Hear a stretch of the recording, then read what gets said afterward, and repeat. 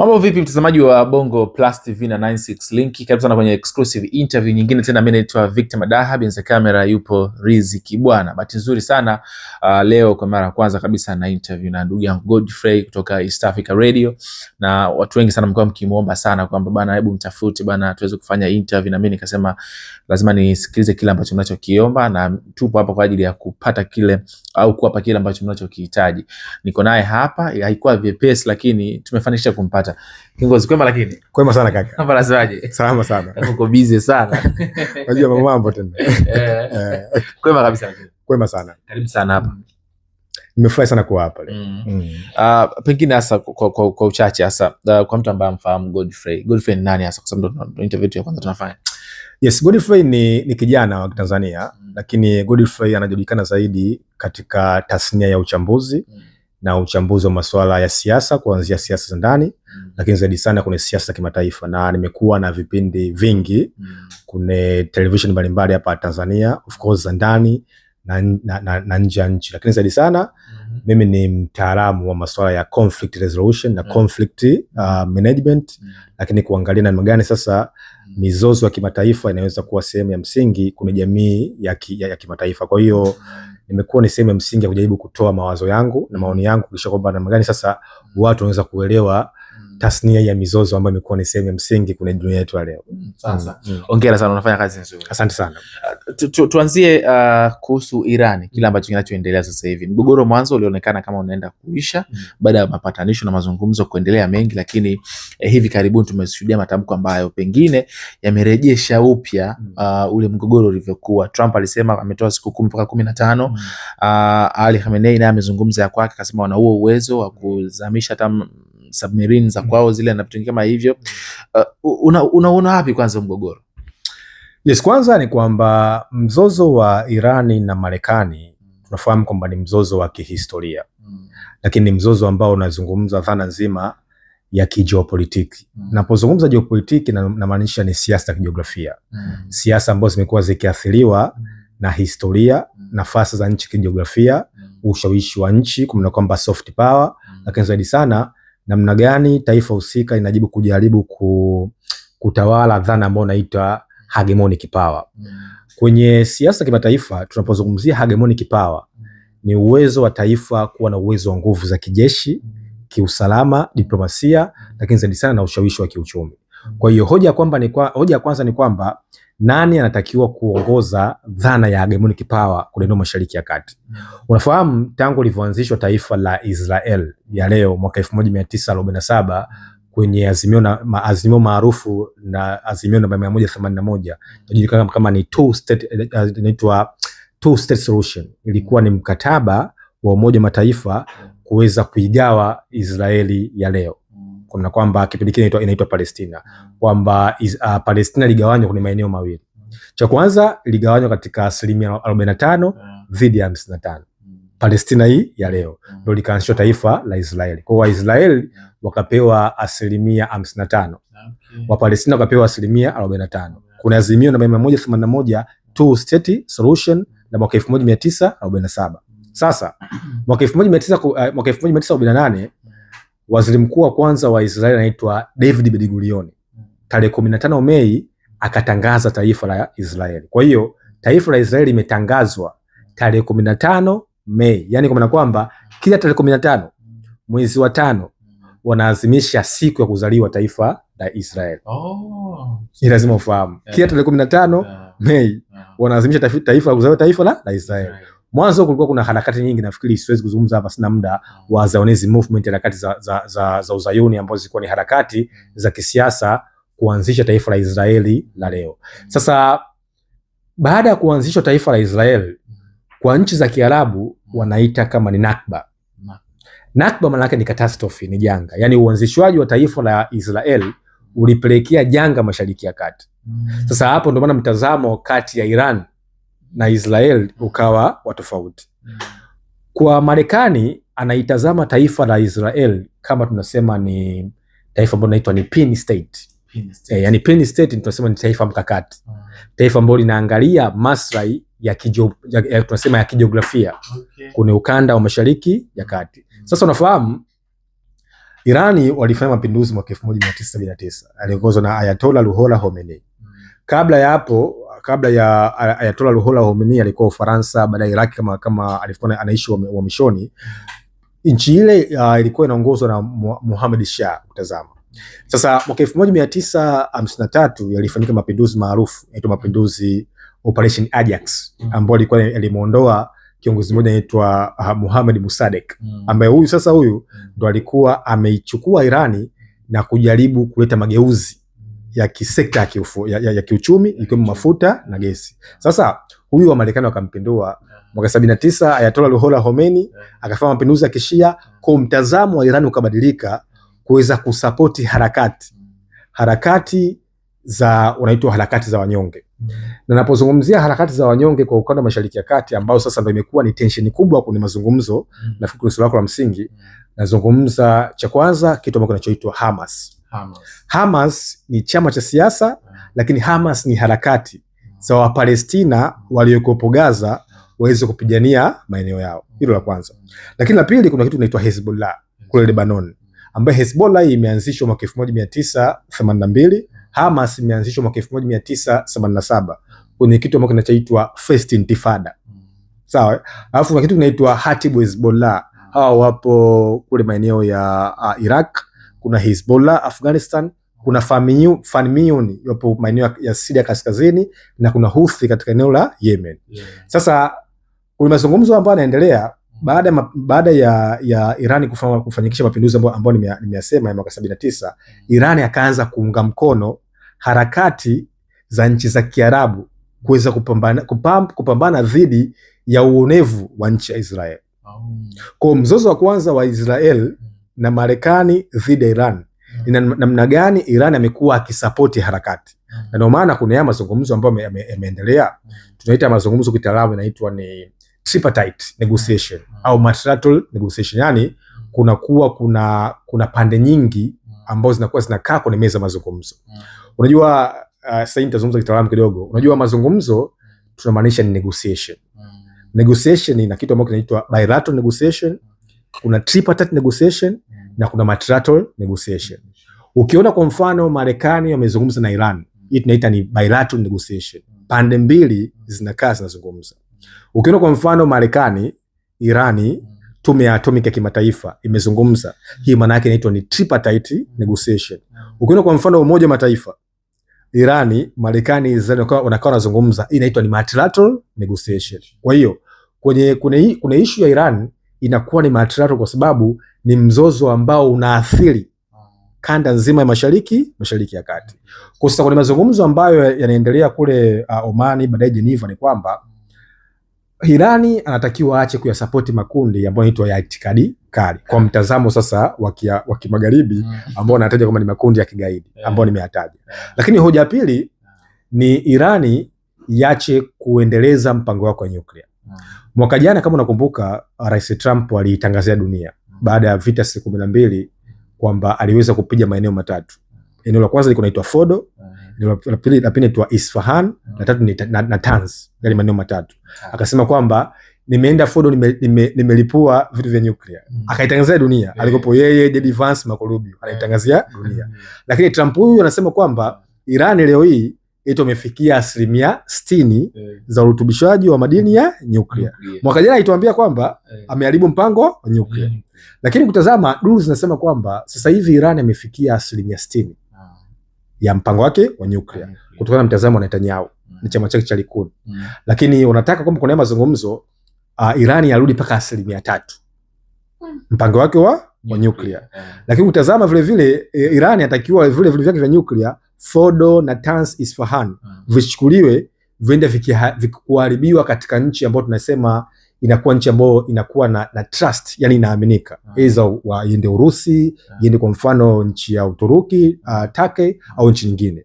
Lakini zaidi sana Irani iache kuyasupport makundi ya itikadi kali kama nilivyosema, lakini mpango wake wa intercontinental ballistic missile. Unafahamu Iran ni taifa kubwa sana kwenye uzalishaji wa drones za Shahid na kamikaze. Vita vya Urusi na Ukraine, Urusi amekuwa akipewa msaada na Iran. Yani vita vya Urusi vya Ukraine vimebadilika baada ya Iran kumpa msaada Urusi kutazama. Watu wengi nafikiri si kama wanafahamu vitu vimebadilika. Na ndio maana leo hii Jumuiya ya Ulaya anasema kwamba na NATO, wewe Uturuki hebu zalisha drone. Ili tuweze kupambana na Urusi. Sasa kuna mazungumzo kutazama yamekuwa ni mazungumzo ambayo tunasema nani anatakiwa kuongoza ukanda wa Mashariki ya Kati. Nani anatakiwa kuongoza dhana ya hegemonic power kwenye Mashariki ya Kati. Kwa hiyo kuna nature ya principle ya conflict resolution. Unaona kabisa kwamba katika mzozo tunasema conflict inakuwa ni inevitable. Yaani mzozo unakuwa hauwezi kuisha wala hauwezi kufika mwisho, kwa sababu kila taifa cha kwanza ina zana ambayo tunasema inaitwa negotiation power. Yaani kila taifa ina nguvu na turufu ya maamuzi kwenye meza mazungumzo. Yaani kwa maana kwamba Iran anaweza kupeleka athari kwa Mashariki ya Kati, Israeli anaweza kupeleka athari kwa Mashariki ya Kati, Marekani anaweza kupeleka athari kwa Mashariki ya Kati. Lakini kama ulivyoelezea, kumekuwa na ups and down ambazo zinaendelea na mazungumzo yamekuwa kila siku yakiendelea, lakini yanashindikana. Sasa hivi inaelekea ni mwezi unapita sasa, wameanza kutishiana kupigana. Kwa nini hawapigani? Kwanza ni kwamba mazungumzo ya Irani na Marekani sio mazungumzo ya mwezi au miezi miwili. Ni mazungumzo ya kipindi kirefu sana. Unafahamu kipindi cha Barack Obama alikuja na mpango wake unaitwa Joint Comprehensive Action, kwamba tuweze kuiondolea vikwazo Iran na tuweze kuisababisha Iran iweze kufunga kiuchumi na Iran iweze kurudi katika mpango wake, kuweza kurudisha nyuma mpango wake wa nuclear la kwanza. Trump alipoingia kipindi cha kwanza akaweza kujiondoa kwenye makubaliano, akapeleka vikwazo. Kwa hiyo mzozo kati ya Iran na Marekani au na dunia umekuwa ni kipindi kirefu zaidi. Sasa hoja msingi hapa ni kwamba kwa nini Iran amekuwa kama anaona kama ni tishio kuwa na dhana za nyuklia. Duniani kuna mataifa ambayo yana nyuklia. Urusi na nyuklia, Ufaransa na nyuklia, Uingereza na nyuklia, Israeli na nyuklia, Marekani na nyuklia, Korea Kaskazini na nyuklia, China na nyuklia, India na nyuklia. Kwa nini Irani? Swala msingi kujiuliza. Yaani kwa nini Irani kuwa na nyuklia inakuwa sio tishio kuliko Urusi, China, Israel, Marekani, Ufaransa na Uingereza? Lazima ili swali ujiulize na uwaze kinyume kama shetani. Umeelewa? Kwa sababu hapa ni kwamba sio Irani kufikia mpango wake wa nyuklia, ni nani anatakiwa kumiliki nyuklia. Kwa sababu kuna mataifa ambayo yana nyuklia. Tunafahamu kwa mfano watu ambao walipiga Hiroshima na Nagasaki ni wa Marekani mwaka 1975. Lakini Irani mpango wake na hii sijasema mimi mchungu. Tume ya kimataifa ya atomic inasema kwamba Irani amekuwa akitumia nyuklia kwa matumizi salama. Kwa matumizi salama ya kuzalisha umeme, tafiti. Lakini kwa nini Irani amekuwa akiwa na nyuklia kama ni makelele kuliko wengine? Sasa hoja ni kwamba unajua ukishakuwa na nyuklia duniani unakuwa na uwezo wa kujilinda. Na ukishakuwa na nyuklia kaka, hakuna taifa lingine lolote hapa duniani ambalo kukusumbua. Hakuna taifa lingine lolote. Kwa hiyo unajua Marekani, Irani kishakuwa na nyuklia atakuwa hawezi kuchaguliwa nini cha kufanya. Hiyo ndio siri kubwa. Ukishakuwa na nyuklia unakuwa uwezi kuchaguliwa nini cha kufanya. Watakuwekea vikwazo ambavyo vinaitwa sanction. Na hapa kuna vikwazo lazima tufahamu. Vikwazo vipo vya aina 3 kitaalamu. Kuna kitu kinaitwa total economic sanction, vikwazo vya kiuchumi. Kuna total economic divestment, kuondoa usaidizi wa kiuchumi au wa kiuwekezaji ndani ya nchi husika, na kuna total economic or political boycott, yani kuondoa ushirikiano wa kisiasa na kuhususia hiyo nchi kutengwa kimataifa. Na ndio maana tangu alipofariki Ayatollah Ruhollah Khomeini mwaka 1989 na kuingia Ayatollah Ali Said Khamenei mwaka 1989, Iran imekuwa kwenye vikwazo. Miaka yote hiyo, miaka 40 kuna vikwazo. Najiulize, taifa ambalo limewekewa vikwazo limetengwa kimataifa, lakini taifa ambalo limeweza kuzalisha wataalamu wake wa ndani. Kuna msemo mmoja wa Kiingereza unasema hivi, unasema necessity is a mother of curiosity and innovation. Narudia. Necessity is a mother of curiosity and innovation. Yani, taifa linapokuwa na mahitaji huwa linasababisha watu wake waweze kufikiri, waweze kubuni, kudadisi na kuweza kutumia changamoto kama fursa. Ndio kitu ambacho kitokea kule Iran. Vikwazo miaka 40, wakawekeza kwenye teknolojia ya ndani. Hizo unaziona hizo shahidi Intercontinental, hizo hawazalishi Warusi wa Marekani, ni vijana wa Irani. Hivi unafahamu kwamba Irani ni mojawapo mataifa 10 ambao wamepeleka satellite kwenye mwezi? Na wenyewe wamepeleka. Irani ni mojawapo mataifa 10 duniani wamepeleka satellite kwenye mwezi. Kwa unapozungumzia Irani kuna mizania ya teknolojia, sio taifa dogo. Shida ni kwamba propaganda imekuwa ni kubwa kuliko uhalisia. Unafahamu duniani hapa kuna kitu kinaitwa propaganda, nafikiri wao ni somo la siku nyingine, namna gani vita vya kitaswira imekuwa sehemu ya msingi ya kuamua watu wengine waone nini au watazame kitu gani. Kwa Irani kwa kweli inaifundisha dunia, na hii nimekuwa nikisema mara nyingi sana kwenye vipindi, hata nikiwa nikiandika kwamba Irani inaifundisha dunia kwamba unapowekeza kwenye watu wa ndani, kwenye teknolojia ya ndani, unapowekeza kwa watu wako, unaweza kuleta matokeo, kwa sababu kuna uchumi sasa hivi, kuna kitu kinaitwa soft power. Soft power ni dhana kubwa, lakini namna gani unakuwa na watu mahiri ambao wanakuwa na uwezo na wamejengwa kwenye dhana ya teknolojia ambao unaweza kuleta matokeo kwenye jamii yako. Ndani ya hizi siku 10 mpaka 15 na vile ambavyo wanajibishana, meza ya mazungumzo yanaonekana kufeli. Nini unachokiona? Yes, Trump ametoa siku 10 kutazama kipindi anazindua bodi yake ya amani, Board of Peace, ambayo ameanzisha kule katika mkutano wa World Economic Forum kule Uswizi. Aliipa siku 10 Iran. Sasa Ayatollah Khamenei amesema kwamba wao hawawezi kupiga magoti. Hilo la kwanza. Lakini la pili, Trump nimeona kutokana na satellite za China zimeonyesha kwamba Marekani ameweka military base kuna maeneo mengi Mashariki ya Kati, Iraq, Afghanistan, Kuwait, Qatar, Saudia, Bahrain na maeneo mbalimbali. Lakini leo vile vile nimeona kwamba zile kambi za vinu vya silaha vya kivita vimeelekea kwenye sehemu ya Saudi Arabia. Na hapa nitakwambia kitu moja, kwa nini Saudi Arabia na Marekani wamekuwa wakiwa na ushirikiano, afu nitajibu swali lako la msingi. Unajua mwaka 1973 kuna mfalme wa Saudia kwa anaitwa King Abdullah. Mwaka 1973 huyu aliingia mkataba na kina Henry Kissinger.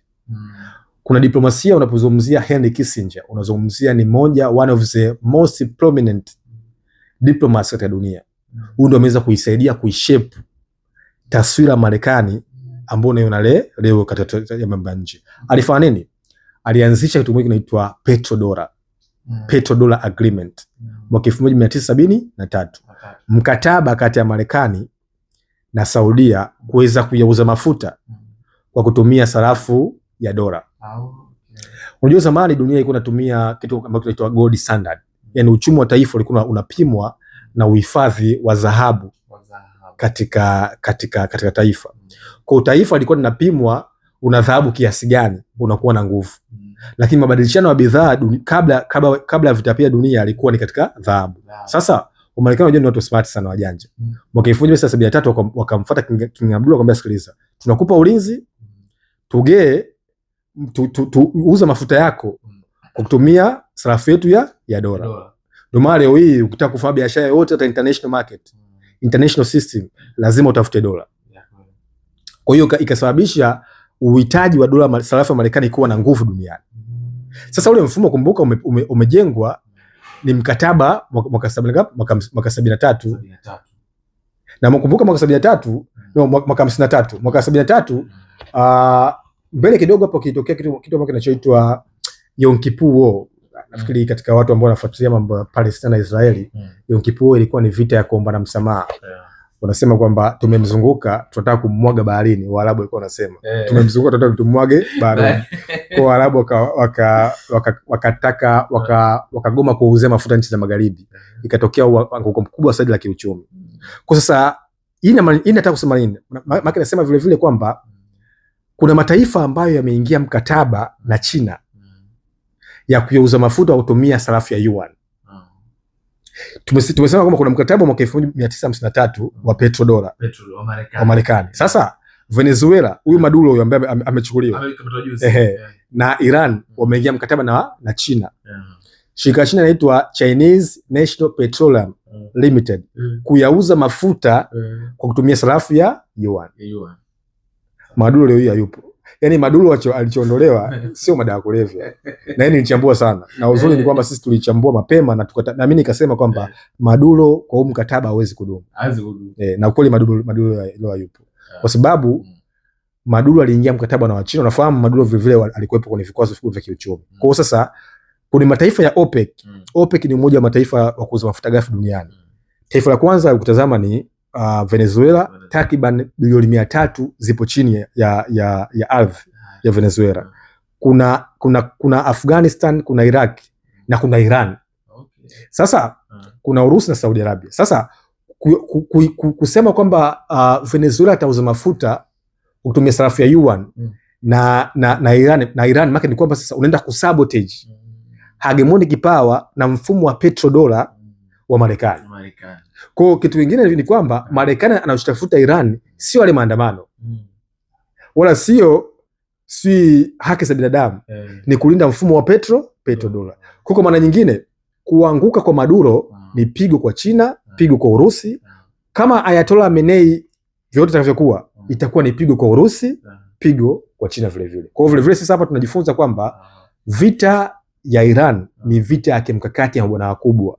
Nani wa kuongoza tunasema ushindani wa kimataifa wa mafuta. Unajua Trump kuna kipindi chake cha pili anatufundisha na kuna ile hotuba yake maarufu ambayo ilitoka kwenye bunge la Congress. Alisema kwamba this is a golden age, kwamba akasema hiki ni kipindi cha dhahabu. Trump amekuja kwa kazi moja tu. Kurudisha adabu ya Marekani. Ndio kazi amekuja nayo Trump. Trump kifalsafa anawakilisha sifa 4. Cha kwanza tunasema ni populist, cha pili ni nationalist, cha tatu conservative, cha 4 mtu ambaye tunasema ni mtu ambaye anaamini kwenye manifest destiny. Ni mtu ambaye anaamini Marekani imepewa ruhusa na Mungu kwenda kuvamia hata kutawala nchi nyingine. Kwa Trump amekuja kurudisha dhana ambayo inaitwa global order, yani hizi international systems ambao China na Urusi wanakuja kutengeneza mustakabali mwingine. Kazi ya Trump ni kurudisha kazi ya Marekani. Ndio maana falsafa yake inaitwa Make America Great Again. Make America Great Again ni mkakati ambao umejengwa na waafidhina kutoa taasisi ambayo inaitwa Heritage Foundation. Kwamba turudishe Marekani kwenye nguvu na ushawishi, kwa sababu kipindi cha Biden wanasema kwamba tulikuwa tunadhaulika. Tunapitwa paka na China, paka na Urusi rafiki yangu tunapitwa. Kuna mataifa Afrika wanatuwekea sisi, wanatuvumbia sisi. Kwa kazi ya Republican jina lake lingine maarufu inaitwa Grand Old Party. Tazama. Wanasema kwamba wao wamekuja kurudisha adabu, global order za kimataifa. Unadhani wakipigana sasa, endapo ikitokea wamepigana, unaona taifa gani litashinda? Limekuwa ni swali ambalo watu wengi wamekuwa, kila mmoja anasema kwamba kwa uwezo wa Iran ulivyo sasa hivi Marekani ataumia sana. Kuna watu wengine wanasema kwamba kwa uwezo ambao taifa la Marekani linao litatumia siku chache tu kuweza kuiangamiza Iran. Kwanza ni kwamba vita havina mshindi. Kwanza lazima tufahamu vita havijai kuwa na mshindi na mtu yoyote. Lakini athari ya vita ya Irani na Marekani ni athari ya vita kubwa sana. Nitakupa mfano mmoja. Unajua duniani kuna maeneo yanaitwa maeneo kama 5 au 7 makubwa ya kimataifa. Tazama. Nilikuwa nasema kwamba kuna maeneo kama 5 makubwa ya kimataifa. Eneo la kwanza inaitwa mlango bahari wa Hormuz. Nafikiri wachambuzi wengine wamesema hivi. Mlango bahari wa Hormuz. Kuna kitu kinaitwa Suez Canal pale Misri.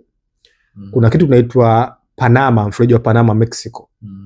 Kuna Cape of Good Hope Ras Manajema huko katika eneo la South Africa. Afu na sehemu inaitwa Bab el Mandeb. Sasa unapoamua kupambana na Iran, maana ni kwamba unaenda kupelekea mlango bahari wa Hormuz kuweza kuufunga. Mlango bahari wa Hormuz unapitisha takriban 21% mafuta yote duniani. Lakini utapozungumzia Bab el Mandeb kwa watu ambao wamefika Somali na maeneo ya Djibouti na maeneo ya Ethiopia, kuna kitu kinaitwa bahari ya Shamu huwa inaunganika na bahari ya Hindi. Kwa katika eneo la Somaliland kuna mlango bahari ambao unaitwa Bab el Mandeb. Kwa juu kule kuna nchi ya Yemen. Sasa unapoamua kupigana vita na Iran, maana ni kwamba unawasababisha Wahuthi ambao wanaungwa mkono na Iran kuweza kuufunga mlango bahari wa Bab el-Mandeb, ambao itaathiri pembe ya Afrika, itaathiri IGAD, itaathiri mpaka Afrika Mashariki. Lakini unapoamua kupigana vita na Iran, utaweza kusababisha Iran waweze kufunga mlango bahari wa Hormuz. Maana utaathiri guba yote ya Mashariki ya Kati, utaathiri mfumo wa kimataifa. Lakini unafahamu kebo za kimataifa za dunia zipo katika eneo la bahari ya Sham.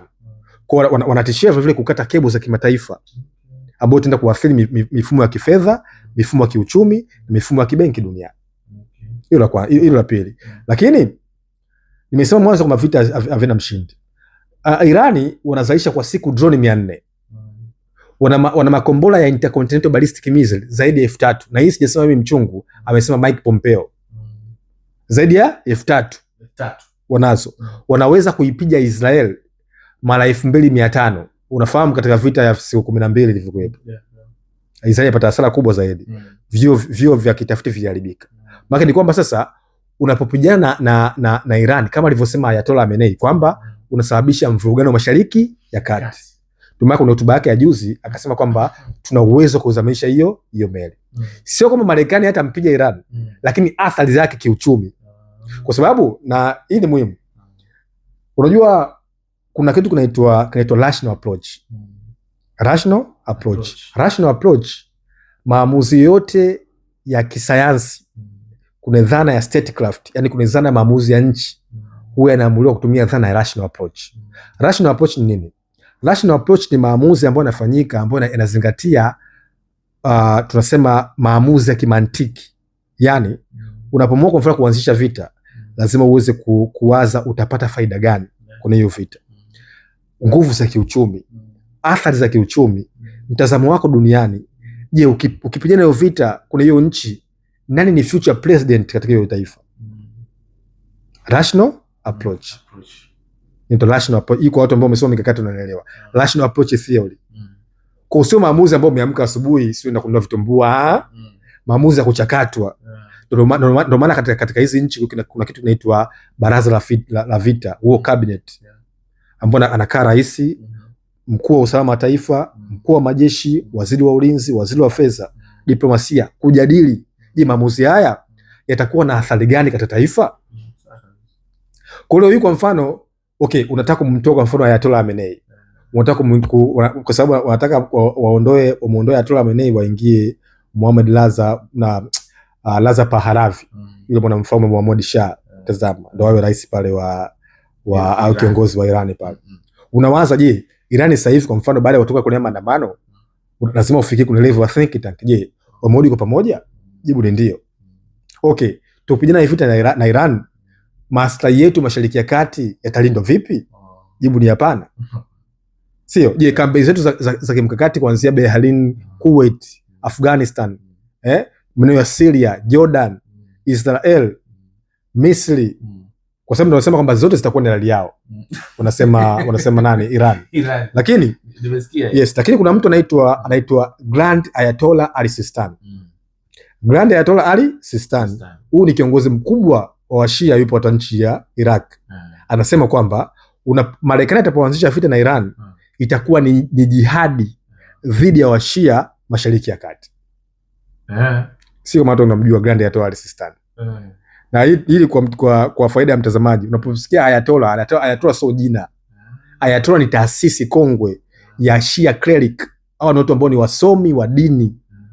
Ayatollah ni taasisi katika nchi za Washia. Ayatollah, ndio maana kuna Ayatollah Ali Sistani, kuna Ayatollah Ali Khamenei, kuna Ayatollah Ruhollah Khamenei. Ayatollah ni taasisi ambao wanaitumia, ambao inakuwa na supreme leader, cheo cha kidini, inakuwa ni mkuu wa nchi. Kwa kumalizia kuhusu hili, Marekani imeanza kupunguza baadhi ya wanajeshi wake kwenye kambi yake Qatar, ambayo inatajwa ndio kambi kubwa na inatajwa kwamba wanahofia usalama, kama vile ambavyo wanazungumza Iran watakushambulia wataanza na hizo kambi. Wanapunguza takriban, nimeambiwa wanajeshi zaidi ya 30 kitu kama hicho.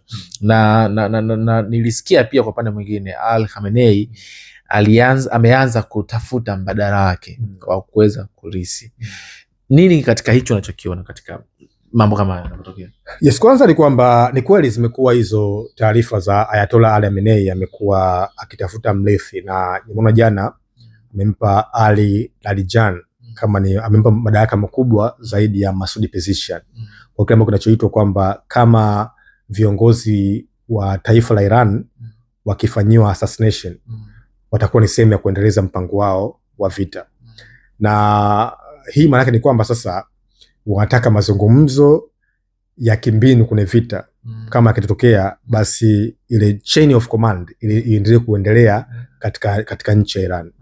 Lakini katika hoja ya pili, nafikiri lazima watu wajifunze kuhusu masuala ya Mossad, Shin Bet, Ahmad, kutazama ambayo yamekuwa ni mashirika ambayo yakishawishi hata yakiangalia intelijensia ya Israel na kupeleka taarifa Marekani dhidi ya taifa la Iran. Napozungumzia Mossad namaanisha ni shirika la ujasusi wa nje la Marekani, Shin Bet shirika la ndani la ujasusi wa Israel, Mossad shirika la nje la ujasusi wa Israel, na Ahmad shirika la jeshi la Israel. Lakini vile vile katika hii vita nafikiri swala la msingi ni kwamba lazima tujiulize kwa nini baada ya Netanyahu kwenda katika ziara yake nyingine ya juzi ya Marekani na kwenda kuongea na Trump, ni kama Netanyahu amebadilisha mtazamo, kwa sababu Netanyahu alikuwa anahisi kwamba kwenye meza mazungumzo ambayo Omani walikaa na Iran pamoja na Marekani, ni kwamba walikina Ali Shamkhani, wakina Steve Witkoff na Jared Kushner na mwenzake Abbas Araghchi, ni kwamba walikuwa wanaona kwamba kama maslahi ya Israeli hajakuwa kwenye sehemu ya mazungumzo. Yes, kwa sababu maslahi ya Israeli yalikuwa ni Irani kuachana mpango wa nyuklia, Irani kuhakikisha kwamba hawasapoti makundi haya ya Hezbollah, Houthi, Hamas, Hatibu Hezbollah, Fanimiun na Houthi katika eneo la Yemen. Lakini zaidi sana huo mpango wake wa intercontinental ballistic missile. Kwa hiyo hayo ndio maslahi ya Israel katika huo mzozo. Nimesema mwanzo kabisa kwamba huu ni mzozo unakuwa ni tripartite, unakuwa ni multilateral, sometimes unakuwa ni bilateral. Kwa kila taifa linakuwa na maslahi yake kwa mzozo. Lakini cha pili cha kuelewa, lazima mtu uelewe dhana ya AIPAC, America Israel Public Affairs Committee, lazima uelewe dhana ya Christian Zionism, lazima uelewe dhana ya Zionism movement, lazima uelewe dhana ya Israel lobby. Professor John Mishama ameandika kitabu maarufu sana kinaitwa Israel Lobby. Professor John Mishama ni profesa maarufu wa Kimarekani ambaye akizungumza dunia nzima inakana kusikiliza kuhusu masuala ya mambo ya nje na sera za kidunia. Hicho kitabu chake cha Israel Lobby amezungumza namna gani sasa haya is taasisi Christian Zionism, Christian for United States for Israel, AIPAC zimekuwa zikishawishi sera za Marekani wanapoitazama Israel. Kwa hiyo hii vita vile vile ni wale lobbyist wa Israel ambao wapo Marekani wanataka kuangusha utawala wa Iran ili kutengeneza Greater Israel. Na hii ni muhimu kwa kumalizia. Israel tangu karne ya 19 jamani, wana mpango wa kurudi kwenye nchi yao ya ahadi, na kikwazo chochote cha taifa lote ambao itakuwa ni kikwazo kwao, taifa hilo litapigwa, taifa hilo litaanguka kwa lengo la kutengeneza Israel yao kuu Mashariki ya Kati.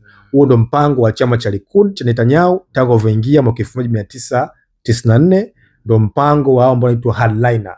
Watu wana msimamo mkali wakiongozwa na kina Benjamin Netanyahu na wenzake. Kwa hiyo na juzi tumemsikia waziri balozi wa Israeli Marekani anasema kwamba wao wana haki za kidini, haki za kihistoria kuweza kuichukua Mashariki ya Kati yote. Na Netanyahu tulimsikia kwamba ana hofu dhidi ya jeshi kuongezeka kwa jeshi la Misri, kwamba anasema kwamba Misri imekuwa na jeshi kubwa sana la Jenerali Fattah el-Sisi.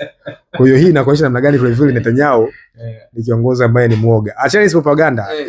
Misri wanaika hela nyingi sana kwenye jeshi Misri sasa hivi. Na kwa watu ambao wanakumbuka vita mwaka 67, vita siku 6 na vita ya Yom Kippur mwaka 73 ambao iliongozwa na Golda Meir, ambayo ilisababisha Israeli kuliteka eneo la Sinai Peninsula na eneo la milima ya Golan. Lakini zaidi sana mwaka 78 ikatokea kitu kinachoitwa Camp David Accord. Menai Begin, Jimmy Carter, Anwar Sadat. Sinai likarudishwa katika eneo la Misri na tangia pale sasa Israeli ikaweza kuitambua Misri na Misri kuweza kuitambua Israeli. Nafikiri haya ni masomo siku nyingine. Kwa kumalizia sasa, Israel imekuwa ikiwaua tuseme viongozi wa Iran, imekuwa ikifanikisha hilo, na watu wamekuwa wakijiuliza sana. Ibrahim Raisi tumeona na baadhi ya viongozi wengine juzi kwenye siku za vita za siku 12 viongozi wengi makamanda walikufa. Watu wamekuwa wakiona kwa nini Israel imekuwa ikifanikisha hili. Na kwa kumalizia, mpango wa amani ambao Marekani imeuanzisha, wanasema kwamba lengo ni kuitengeneza Gaza, ambako ndo wao Israeli kwenda kujipanua na nini. Palestina itaendelea kuwepo ama ndo inaenda kupotea sasa? Swali zuri. Kwanza ni kweli kabisa, katika moja ya makosa ya kijasusi ambayo inaitwa intelligence blunder ambao wamekuwa wakifanya taifa la Iran, lazima tukiri kwamba wamekuwa wakipoteza viongozi wao wengi. Makamanda wao wengi wamekuwa wakipotea kwenye vita na hata kupoteza viongozi wao mashuhuri. Na utazama kwa mfano kifo cha Ibrahim Raisi, kwa kweli alikuwa rais wa nchi ya Iran, ilikuwa ni pigo kubwa sana hata kwa Ayatollah mwenyewe Khamenei, kwa sababu anatajwa kwamba alikuwa ni successor wake mbele ya safari. Alifai kwenye ajali ya ndege, na kumekuwa kuna hizo conspiracy nyingi kwamba imekuwa ni ajali kama ya kupangwa, lakini tumeshuhudia vile vile Iran wakaendelea kupoteza makamanda wake, na hiyo imekuwa ni kazi kubwa ya Mossad. Unafahamu, na ndani ya Iran of course kuna Shia majority 90%, lakini bado kuna jamii ya Kiyahudi ambao kama 3% hivi ndani ya Iran. Yes, kuna jamii ya Wayahudi kama 3% ambao wanaishi ndani ya Iran tangu kihistoria. Kwa hiyo inatajwa vile vile wamekuwa kama wakisabotage maslahi mbalimbali ya Iran na hata kupeleka taarifa za kimkakati. Yes, ambayo inaitwa hiyo DIME, diplomacy, intelligence, military na information, ambayo amekuwa akijaribu kusipika kwa wapinzani wake. Kwa hiyo hii kazi ya kuliwa viongozi imekuwa ni kazi ya Mossad. Kama nilivyosema, shirika la ujasusi wa nje la Israel inatumia takriban dola za Marekani bilioni 80 katika utafiti na katika ujasusi. Kwa kazi yao Mossad ni kuziangalia na kuzisupervise nchi zote za Kiarabu zinawaza nini, zinapanga nini, zinaamua nini dhidi ya taifa la Israel. Hoja pili, nafikiri kama nimesikia vizuri, ni hoja ya Board of Peace. Na hii nafikiri nilifanya na moja ya kituo cha habari hapa Tanzania tulichambua kuhusu Board of Peace. Hii ni bodi ya Trump ambayo imeanzishwa kwa ajili ya kuweza kuijenga Gaza. Bodi hii cha kwanza imeanzishwa na Trump mwenyewe. Nimesema mwanzo kwamba Trump katika sifa 4 ambazo anawakilisha nazo: conservative, nationalist, populist, manifest destiny. Trump ni kiongozi ambaye anapenda sifa kihuka. Kwa hiyo ameanzisha hii bodi kwa lengo la kuweza kuijenga Gaza. Sasa jiulize, nani ambaye anawapa silaha wa Israeli? Nani ambaye anawapa pesa wa Israeli? Ni wa Marekani. Si ndio? Lakini inataka kuja kujenga Gaza na zinahitajika dola za Marekani bilioni 25. Kuweza kuingia katika hii bodi, kila nchi wanachama anatakiwa kulipa dola bilioni 1. Sawa? Mwenyekiti ni Trump, anakuwa mwenyekiti wa kudumu. Kuna Jared Kushner mjumbe, Marco Rubio mjumbe, Tony Blair mjumbe, Steve Witkoff mjumbe. Amemkaribisha Xi Jinping, amemkaribisha Vladimir Putin, amemkaribisha Benjamin Netanyahu.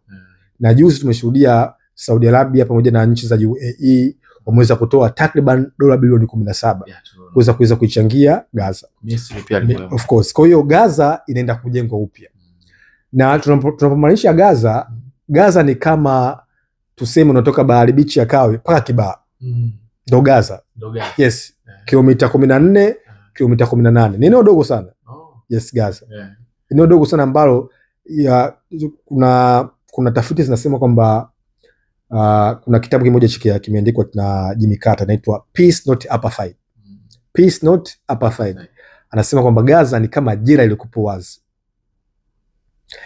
Gaza ni kama jela, yani watu wanaishi lakini wapo kama jela. Eneo la watu milioni 2.5, lakini wamekuwa wakiishi katika maumivu. na Gaza ndo inaongoza hicho chama cha Hamas.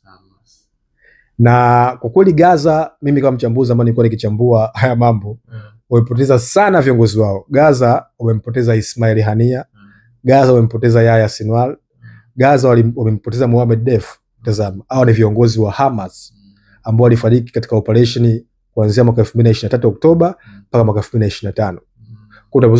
Tunapozungumza leo hii, Hamas imepoteza sana viongozi wake. Kwa hiyo bodi ya amani mlengo wake ni kuwataka Hamas waweze kuweka silaha chini. Jiulize, Hamas ni harakati. Hamas sio silaha. Huwezi kupambana na harakati. Hamas ni watu ambao wanataka nchi yao ya Wapalestina, ambao wanaamini nakaliwa na kuchukuliwa na walowezi. Na hiko kukusaidia ndugu mwandishi na ndugu mtazamaji, Palestina kuna vitu viwili. Kuna Gaza na kuna West Bank. Bora kweli. Inachanganyaga sana. Yes, West Bank ndo unaitwa ukingo wa magharibi wa mto Jordan zamani, ambao maarufu kama West Bank. West Bank kuna chama kinaitwa Fatah ambao kinaongozwa na Mahmoud Abbas. Chama hichi ndo kinaongoza Gaza. Mwaka 2006 Ismail Haniyeh alishinda uchaguzi kuweza kuiongoza Palestina. Unajua, okay. Ipo hivi, mwaka 1993-94 kuna mkataba wa Oslo. Sawa? Isaac Rabin, Yasser Arafat na Bill Clinton walikuja mkataba wa Oslo, mkataba maarufu sana, ulifanyika Norway. Ilianzishwa kitu kinachoitwa Mandate of Palestine. Mandate of Palestine, mamlaka ya Wapalestina, ilianzishwa Oslo mwaka 93-94. Kwa hiyo hii Fatah na Wapalestina walianzishwa kama kitu kinachoitwa ni kama mamlaka ya jiji. Inaitwa Mandate of Palestine, mamlaka ya Wapalestina, ilianzishwa Oslo. Kwa hiyo tangu mwaka 47 au 48 Wapalestina wamekuwa wakipigania utaifa wao. Umeelewa? Kwa hiyo hii Mandate of Palestine ikaanzishwa Oslo mwaka 93 mwaka 94, na Isaac Rabin akapigwa risasi na wafuasi wa Likud wa Netanyahu. Kwa sasa tangu mwaka 2006 baada ya kushinda waziri mkuu Ismail Haniyeh, wa Marekani walikuwa wanaona kabisa kwamba Hamas ni tishio. Kwa Hamas ikakimbilia Gaza. Ya leo ikaika kambi Gaza.